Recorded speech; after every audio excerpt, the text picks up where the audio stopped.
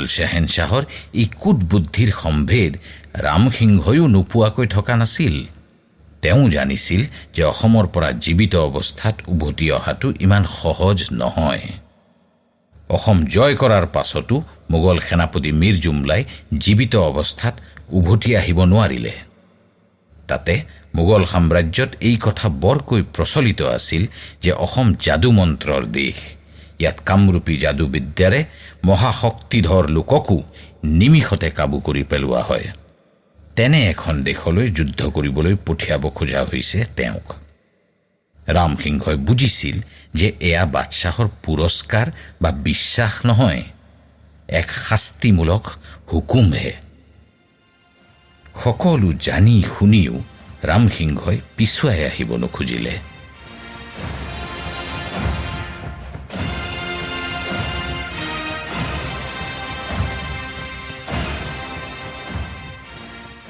নাই নাই, মই পৃষ্ঠভংগ নিদিওঁ। মই ৰাজপুত হয়। মোগলৰ তলত কাম কৰিলোঁ কি হ'ল? মোৰ শিৰাই উপশিৰাই প্ৰবাহিত ৰাজপুতৰ তেজ। মোগল সম্ৰাটে মোৰ বীৰত্ব জুখিব বিচাৰিছে, মোৰ সাহসৰ পৰীক্ষা ল'ব খুজিছে। সেয়াই হওক। আহোমক পৰাভূত কৰি অসমত বঙালৰ ৰাজত্ব প্ৰতিষ্ঠা কৰি এই ৰামসিংহই প্ৰমাণ কৰি দেখুৱাব যে ৰাজপুতসকল বিশ্বাসঘাতক নহয়।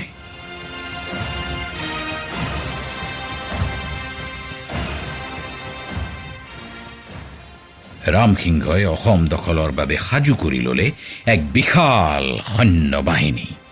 এই বাহিনীত আছে 30,000 পদাতিক সৈন্য, 18,000 অশ্বাৰোহী সৈন্য, 1,500 ধনুধৰ আৰু 500 হিলৈদাৰী। এই অভিযানত ৰামসিংহৰ সংগী হ'বলৈ আহিল ৰছিদ খাঁ, ইন্দ্ৰমণি, চান্দ আলম খাঁ, বক্ৰম খাঁ, ৰঘুনাথ সিংহকে ধৰি বহু সেনাপতি। আৰম্ভ হ'ল ৰামসিংহৰ অসম অভিযান।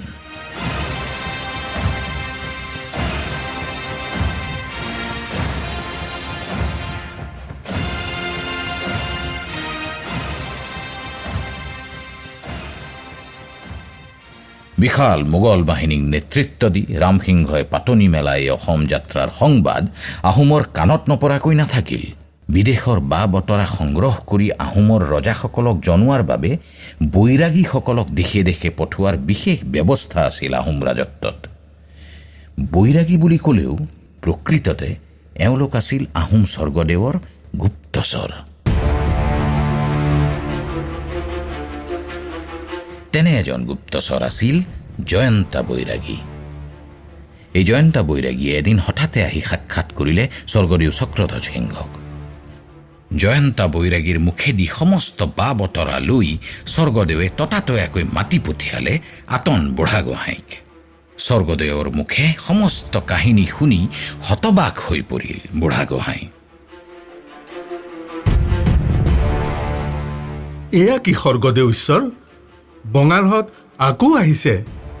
বুঢ়াগোহাঁই ডাঙৰীয়া, জয়ন্তা বৈৰাগীৰ মুখে মই এই বাৰ্তা শুনিলোঁ। এইবাৰ হেনো ৰামসিংহ বিশাল মোগল বাহিনী লগত লৈ ব্ৰহ্মপুত্ৰইদি উজাই আহিছে। অসম পুনৰ নিজৰ দখললৈ নিবলৈ কঢ়া হুকুম দিছে দিল্লীৰ সম্ৰাটে। আপুনি আৰু এখন্তেকো বিলম্ব কৰিব নালাগে ডাঙৰীয়া। য'ত যিমান সৈন্য সামন্ত অস্ত্ৰ শস্ত্ৰ আছে আটাইবোৰ গোটাই আপুনি গুৱাহাটীলৈ যাত্ৰা কৰক। লাচিতক কওকগৈ, ইটাখুলি ৰণৰ পাছত তেওঁ আকৌ এবাৰ অগ্নি পৰীক্ষাৰ সন্মুখীন হ'বলৈ ওলাইছে। এইবাৰ হয়তো এই অগ্নি পৰীক্ষাৰ নাম হ'ব শৰাইঘাটৰ যুদ্ধ।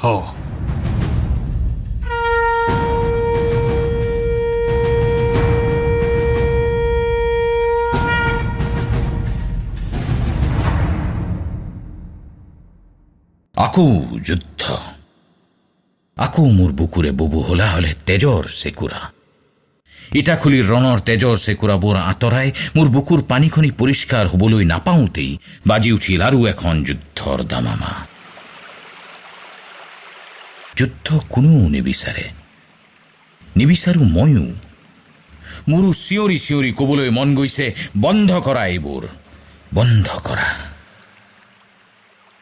মোৰ অতি আপোন অসমীয়া ভাইখবৰ চিতা নজ্বলাবা, বুকু সুদা নকৰিবা আই মাতৃসকলৰ। স্বামী হাৰা হোৱাৰ যন্ত্ৰণাত দগ্ধ নকৰাবা মোৰ মৰমৰ ভনী খবক। কিন্তু মই যে ক'ব নোৱাৰোঁ, চিঞৰিবও নোৱাৰোঁ। মই নিৰৱধি বৈ থকাৰ বাহিৰে, অবাধ ৰক্তপাতৰ নীৰৱ দৰ্শক হৈ অনন্ত গতিৰে বৈ থকাৰ বাহিৰে মই যে বেলেগ একোকেই কৰিব নোৱাৰোঁ। কিয়নো মই লুইত, বুঢ়া লুইত। চিৰন্তন প্ৰবাহেই মোৰ কৰ্ম, অনন্ত গতিয়েই মোৰ ধৰ্ম। মৌনভাৱে সকলো ঘটনাৰ সাক্ষ্য বহন কৰি ফুৰাই মোৰ একান্ত কৰ্তব্য।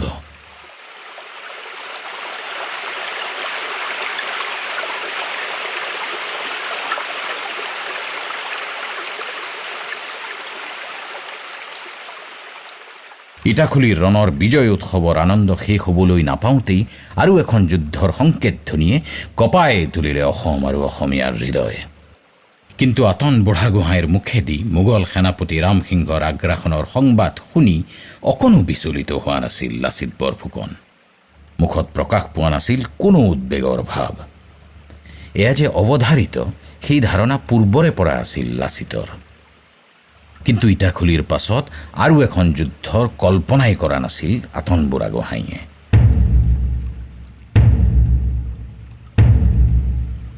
মন্ত্ৰভৱনত লাচিতৰ সৈতে অসমৰ ভৱিষ্যতক লৈ আলোচনাত বহিল আতন বুঢ়াগোহাঁইয়ে। আকৌ এখন যুদ্ধ লাচিত, আকৌ সেই অসহনীয় পৰিৱেশ, আকৌ আমাৰ বহু তেজাল যুৱকৰ প্ৰাণ আহুতি, আকৌ ঘৰে ঘৰে কান্দোনৰ ৰোল। আপুনি ঠিক কথাই কৈছে বুঢ়াগোহাঁই ডাঙৰীয়া। যুদ্ধ কাৰোৰে কাংক্ষিত নহয়, কিন্তু যেতিয়াই নিজৰ জন্মভূমিত সুৰক্ষাৰ প্ৰশ্ন আহিব, যেতিয়াই আমাৰ দেশৰ মাটিত দপদপাবলৈ কোনোবাই দানৱীয় আগ্ৰাসন কৰিব, তেতিয়া হাত সাৱটি বহি থকাটো এটা জাতিৰ কাপুৰুষত্বৰ পৰিচয়। কিন্তু যুদ্ধই সদায় যুদ্ধকহে আমন্ত্ৰণ জনায়, যিদৰে ইটাখুলিয়ে মাতিলে শৰাইঘাট। যুদ্ধই শান্তিও মাতে বুঢ়াগোহাঁই ডাঙৰীয়া, আৰু মোৰ বিশ্বাস আছে এই শৰাইঘাটে আমাৰ দেশত স্থায়ী শান্তি প্ৰতিষ্ঠা কৰিব। কিন্তু তাৰ বাবে আমি বঙালক হৰুৱাব লাগিব। ইটাখুলিত আমি বঙালৰ বেদখল উচ্ছেদ কৰিছিলোঁ, কিন্তু এইবাৰতো মুখামুখি যুদ্ধ হ'ব। সেই বিশাল মোগল বাহিনীৰ লগত ফেৰ মাৰিবলৈ আমাৰ সৈন্যবলো নাই, অস্ত্ৰবলো নাই। ঠিকেই কৈছে ডাঙৰীয়া। সিহঁতক সৈন্যবল বা অস্ত্ৰবলেৰে কোনো পধ্যেই হৰুৱাব নোৱাৰোঁ আমি। তেন্তে কিহেৰে হৰুৱাবা তুমি? নিশ্চিদ্ৰ ৰণকৌশলেৰে।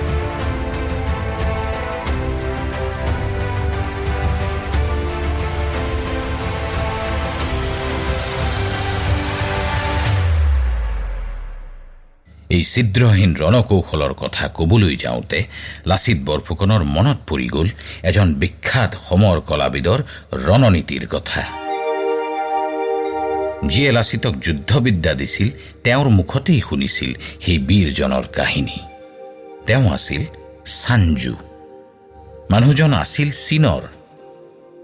চাঞ্জুৰ ৰণনীতিৰ কেইটামান বিশেষ দিশ আছিল।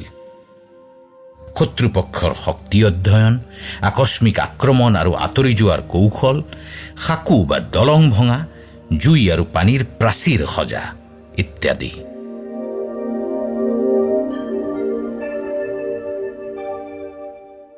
লাচিতে জানিছিল যে ইমান বেছি ক্ষুদ্ৰ সৈন্যবাহিনী এটা লৈ তেওঁ কেতিয়াও বিশাল মোগল বাহিনীক পৰাস্ত কৰিব নোৱাৰে।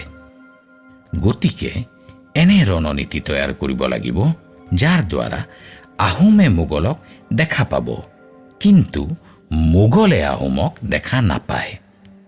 এই ৰণনীতিৰ কথা মনত ৰাখিয়ে লাচিতে গুৱাহাটীৰ চাৰিওসীমাত গড় সজা কামত অধিক গুৰুত্ব দিছিল।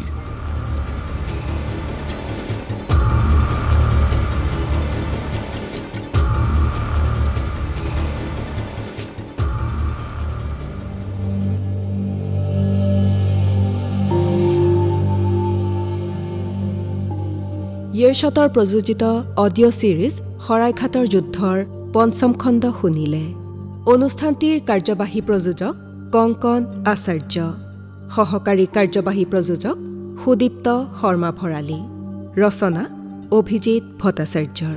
অভিনয়ত ব্ৰহ্মপুত্ৰৰ ভূমিকাত ময়ূখ হাজৰিকা, লাচিত বৰফুকনৰ ভূমিকাত সুদীপ্ত শৰ্মা ভৰালী, ঔৰংজেবৰ ভূমিকাত দেৱাশীষ শইকীয়া, ৰামসিংহৰ ভূমিকাত সত্যজিৎ গগৈ, চক্ৰধ্বজ সিংহৰ ভূমিকাত ঋতুপৰ্ণ দাস, আতন বুঢ়াগোহাঁইৰ ভূমিকাত নয়ন প্ৰসাদ, মোমাইৰ ভূমিকাত উৎপল কুমাৰ দাস, হাংগাল ভাংগাল লস্কৰৰ ভূমিকাত খলিন জ্যোতি আৰু অন্যান্য চৰিত্ৰত হেমন্ত চাবুকধৰা আৰু হিতেশ্বৰ কলিতা।